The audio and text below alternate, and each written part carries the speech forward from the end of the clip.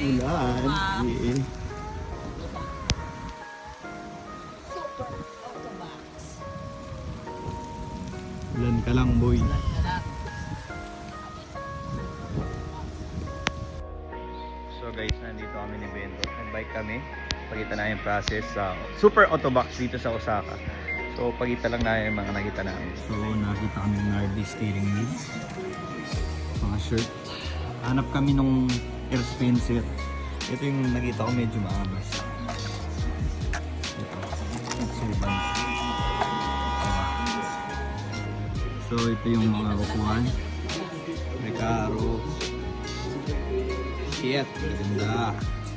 Ito yung linagay namin sa Miyata. Mas mura dito kalahati. Yung busina, Alpha 2.